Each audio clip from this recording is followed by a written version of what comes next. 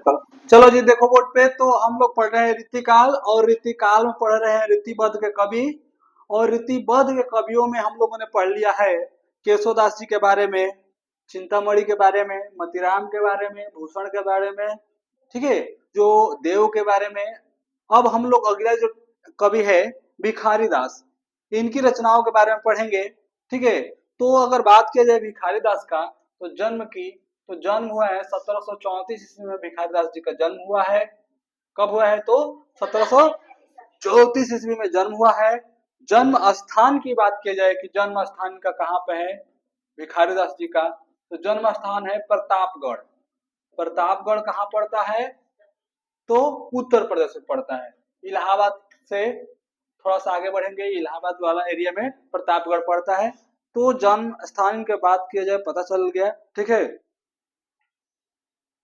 अब ये बात किया जाए कि किसके आश्रय में थे, क्योंकि रीति काल के जितने भी कवि है किसी न किसी राजा के आश्रय में रहे हैं या ठहरे हुए हैं। तो अगर बात किया जाए तो ये पृथ्वी सिंह के भाई, ये पृथ्वी सिंह के भाई, पृथ्वी सिंह के भाई कौन थे? तो पृथ्वी सिंह के भाई की बात किया जाए तो छित्तुपति सिंह के आश्रय में छड़े। छित्तुपति सिंह के आश्रय में ठहरे थे। के आश्रय, आश्रय मतलब दरबार में क्या हुए थे? ठहरे हुए थे, ये रुके हुए थे। तो इनका जन्म स्थान मृत्यु स्थान से उतना कोई मतलब नहीं रहता है। मेन पूछा जाता है इनकी रचनाएं रीतिकाल में, तो रचनाएं याद होना चाहिए। रचनाएं में कोई किसी प्रकार का कोई डाउट नहीं होना चाहिए, कोई कंजूसी नहीं होना चाहिए, रचनाएं याद रहनी चाहिए। तो अगर बात किया जाए कि इनकी रचनाएं या ग्रंथ, तो इनकी 7 गो रचनाएं हैं, प्रमुख रचनाएं, 7 प्रमुख रचनाएं हैं, ठीक है। तो अगर बात किया जाए भिखारी दास की कितनी रचनाएं हैं प्रमुख, तो 7 रचनाएं हैं। अगर कौन कौन सा है, तो पहला है काव्य निर्माण। पहला क्या है? काव्य निर्माण। पहला रचना है काव्य निर्माण। काव्य निर्माण नहीं, निर्णय है। काव्य निर्माण नहीं है, थोड़ा सा चेंज कर लेते हैं, काव्य निर्णय है, ठीक है। अब दूसरा है श्रृंगार निर्णय, श्रृंगार निर्णय, ठीक है। ठीक, अगर बात किया जाए, इसको अनूठा काव्य बोला गया है। इंपॉर्टेंट है, क्या बोला गया है? अनूठा काव्य। ये क्वेश्चन आ सकता है, अनूठा काव्य किसे कहा गया है? तो श्रृंगार निर्णय को अनूठा काव्य कहा गया है। फिर अगला है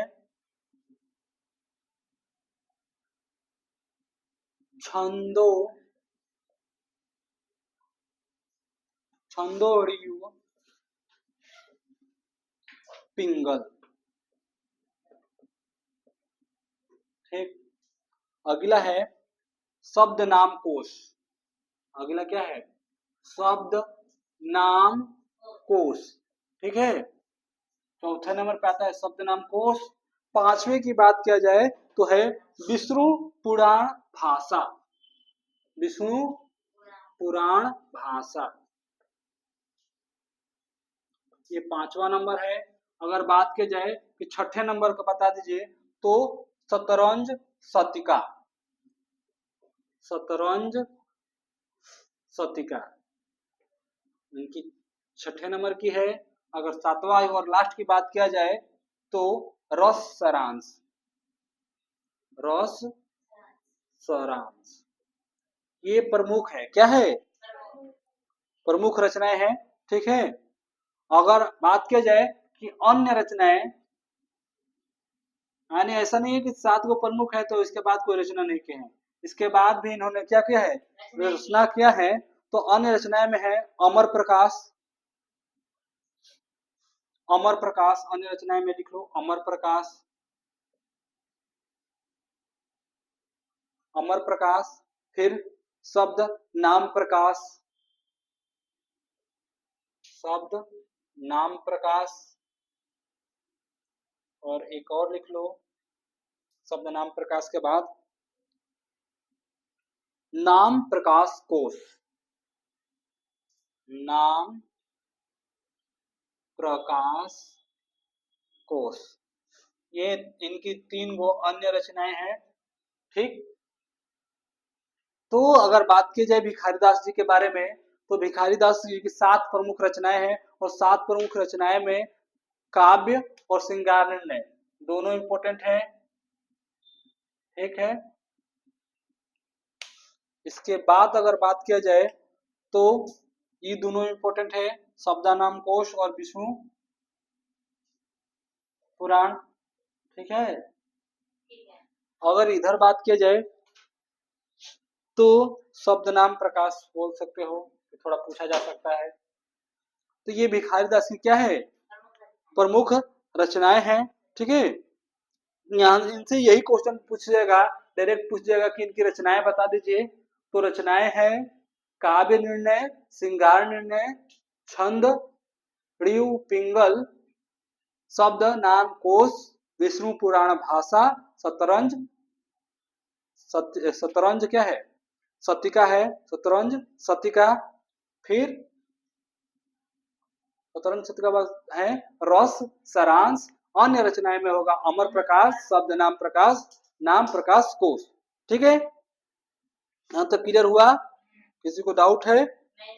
तो नहीं डाउट है, तो ये है हमारे भिखारीदास। अगले कवि हमारे जो है रीतिबद्ध के प्रताप शाही। हाँ, थोड़ा इनके रचनाओं के बारे में पढ़ लेते हैं, क्योंकि जितने भी रीतिबद्ध के कवि है मेन उनकी रचनाएं ही है, और रचनाएं पे हम लोग क्या करेंगे, फोकस करेंगे। ठीक है, हाँ, क्योंकि रचनाएं से ही पूछा जाता है, तो रचना को अच्छे से पढ़ेंगे और याद करेंगे रचनाएं कौन किसने क्या कहा है। ठीक है, जो इम्पोर्टेंट इम्पोर्टेंट है उनको पढ़ना स्टार्ट करेंगे।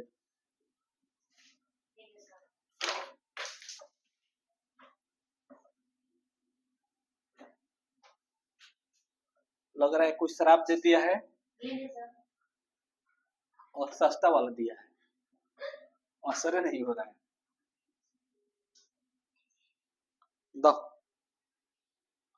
तो क्या ही कहा जाए, अरे सहजो जोगिंग तो भेड़ बना देंगे उसको, हम बना देंगे। अगला है प्रताप शाही। नेक्स्ट जो हम लोग का कवि है प्रताप शाही। ठीक है, तो प्रताप शाही की अगर बात किया जाए तो ये अगर बात किया जाए तो इनके पिता का नाम है, ये बुंदेल खंड के निवासी थे। बुंदेल खंड के निवासी, यानी बुंदेलखंड जगह है, ठीक है, यूपी में, के निवासी रतन सेन। ये वो वाला रतन नहीं है, इस बात का ध्यान रहे। कौन सा रतन सेन? रत्नेश है, रतन सेन नहीं है। रत्नेश बंजीधर के पुत्र थे, यानी इनके पिता का नाम था रत्नेश बंजीधर। ठीक है, और ये कहाँ के थे? तो बुंदेलखंड के थे। ठीक, अब बात की जाए कि इनकी रचना, इनकी प्रमुख रचनाएं, तो क्वेश्चन रचनाएं से ही आता है रीतिकाल में, बार बार बोल रहे हैं, इस वजह से हम लोग रचनाएं पर ज्यादा ज्यादा क्या कर रहे हैं, फोकस कर रहे हैं। इनकी रचनाएं हैं जय सिंह प्रकाश, जय सिंह प्रकाश। ठीक, इनकी रचनाएं हैं। अब बात की जाए श्रृंगार मंजरी, अगले रचनाएं की बात की जाए तो श्रृंगार मंजरी इनकी अगली रचनाएं हैं। दूसरे नंबर पे अगर थर्ड की बात किया जाए तो व्यंग्यार्थ कैमुदी, व्यंग्यार्थ कैमुदी, कैमुदीन नहीं है, कैमुदी है।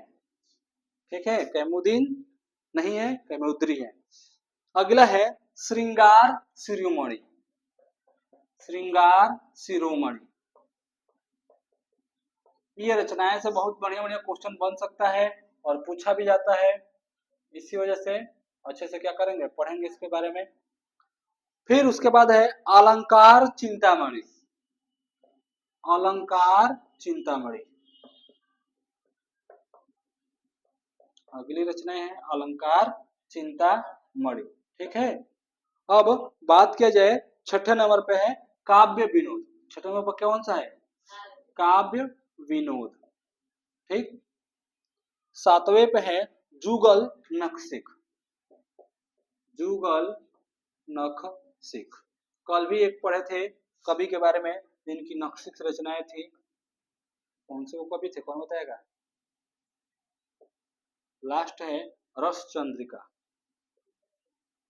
कुलपति मिश्र। ठीक है,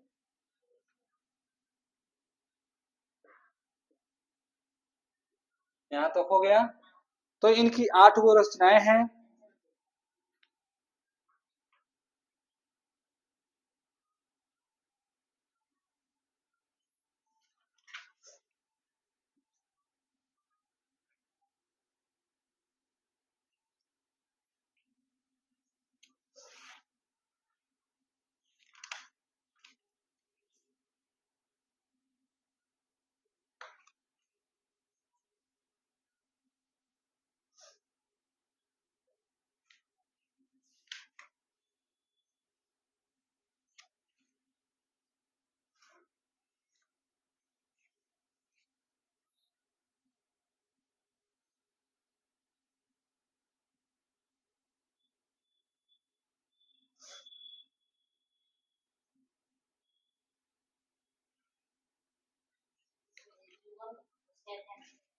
जुगल नखशिख, नखशिख, फिर रस चंद्रिका।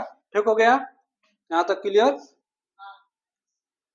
तो बात के जाए ऋतिबोध के कवि, तो ये प्रताप शाही है। ठीक है, तो यहाँ तक क्लियर हो गया चीजें कि ऋतिबोध के कवि है। कौन कौन पढ़ लिए हम लोग? तो एक प्रताप शाही के बारे में पढ़े और दूसरे कौन है, तो दूसरे थे भिखारीदास। पहले नंबर पे पढ़े हम लोग भिखारीदास जी के बारे में, फिर अगले पढ़े प्रताप शाही के बारे में। अब आगे जब हम लोग पढ़ेंगे, आज के बाद से जब भी अगला क्लासेस चलेगा, तो अगले हम लोग के जो कवि होंगे ग्वाल कवि। क्या नाम है? ग्वाल। ठीक है, गवार नहीं है, ग्वाल है। ठीक है, ग्वाल कवि। तो इनके बारे में पढ़ेंगे हम लोग नेक्स्ट क्लासेस में। ठीक है, तो आज की क्लास इतना ही पर रोक देते हैं। कल जब हम लोग पढ़ेंगे तो ग्वाल कवि के बारे में पढ़ेंगे, यानी ऋतिबोध के कवि अब समापन होने के कगार पे हैं। ऋतिबोध के बाद हम लोग सीधे आ जाएंगे ऋतिसिद्ध पे, फिर उसके बाद ऋति मुक्त पे, फिर उसके बाद ऋतिकाल खत्म, स्टार्ट हो जाएगा आधुनिक काल। ठीक है, तो आज के लिए रहने देते हैं इतना ही।